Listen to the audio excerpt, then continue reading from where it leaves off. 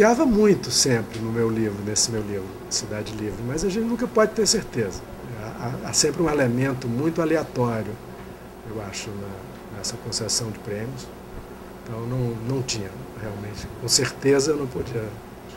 Fiquei muito contente, sobretudo, porque estou em muito boa companhia, né? Aqueles que foram previamente premiados, que foram premiados antes de mim, são todos bons escritores.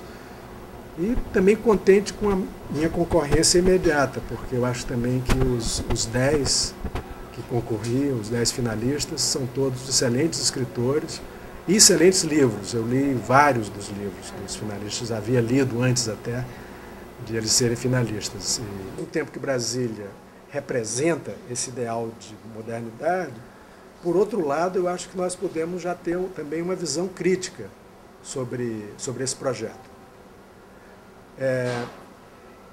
Em Brasília, você tem, do ponto de vista do projeto, e aí não apenas falando da arquitetura, você tem, do ponto de vista do projeto, um ideal de construção de um país que será também um país moderno, que será um país mais justo, né? Que será um país mais democrático, com ideais socialistas e assim por diante. E, por outro lado, nós temos em Brasília uma experiência urbana típica brasileira que incorpora todos os problemas urbanísticos brasileiros e sociais, né? Então, através de Brasília, você pode, de alguma forma, fazer uma leitura assim, do país, das suas desigualdades sociais, de uma maneira até mais acentuada do que em outros lugares, porque em Brasília existe esse contraste muito grande entre o plano piloto e as cidades satélites. Então, a desigualdade social em Brasília é mais visível até, fisicamente visível, do que em outros lugares no país. Os outros problemas típicos urbanos brasileiros estão todos lá, né? Hoje em dia, até os engarrafamentos de trânsito, porque os arquitetos gostariam de ter evitado isso, mas até isso existe em Brasília. A violência, né? Tudo isso está lá. Então, é interessante também você contrastar em Brasília essa experiência vivida, né, espontânea da cidade, com o plano e com o sonho, que era o sonho dos arquitetos e, eu diria, dos brasileiros mesmo. Em toda a minha narrativa, desde o início, desde o meu primeiro romance, eu coloquei, não de maneira central nos romances, mas de maneira secundária, um diálogo com os novos meios de comunicação. A minha relação pessoal, eu uso bastante. Eu uso bastante. Do meu ponto de vista, eu acho que não é conflitante o uso do livro em papel com o uso do e-book, né? Eu acho que são dois meios que até se alimentam um ao outro. Eu não sei se para todo mundo funcionaria da mesma maneira, mas no meu caso pessoal, há certos livros que de fato eu quero ter em papel, eu já sei que eu quero ter em papel e só tenho em papel. Mas há outros livros que eu, na verdade, nem quero ter em papel. Eu quero tê-lo imediatamente, porque eu quero dar uma olhada, quero ler um capítulo, uma coisa rápida, e não faço questão de ter em papel, uma coisa às vezes para consulta. Outra razão para ter o livro, digamos, no iPad, uma coisa desse tipo, são as viagens.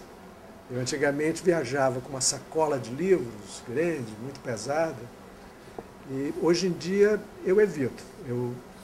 Quando viajo, eu escolho os livros que eu quero ler, mas dentro do Kindle, de um iPad, e aquilo é suficiente para a minha viagem inteira. Leio muita filosofia, leio textos filosóficos, leio muito romance também. Leio romances brasileiros, mas não só, literatura norte-americana. Acabei de li recentemente um livro que deve estar para sair, talvez esse mês, pela editora Record, que é um livro de uma uma escritora norte-americana de que eu gosto especialmente, chamada Lorrie Moore.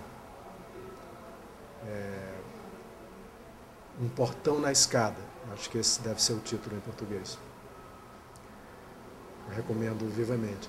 Enfim, eu tento acompanhar um pouco o que sai nos Estados Unidos, na Inglaterra.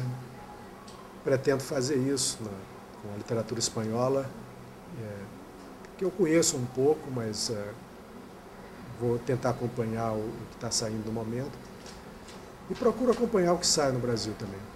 Poesia também, gosto muito de ler poesia. Entre os autores brasileiros clássicos, eu destaco 3 que são autores que eu leio e releio sempre.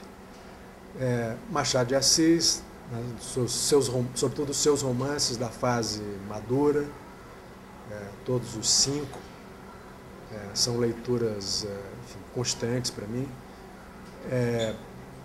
O Graciliano Ramos, também diria todos os seus romances. E a Clarice Lispector, os contos, os romances. O Rio Grande do Sul tem uma presença fortíssima, né, e muito tradicional na literatura. Esse é certamente um dos grandes centros culturais da literatura brasileira. Mas o Nordeste tem uma tradição, sem dúvida, né, também. Eu acho que, indiretamente, para mim foi importante eu ter nascido no Nordeste e ter lido esses autores nordestinos quando eu era muito jovem. Talvez sem isso eu não teria me dedicado à literatura.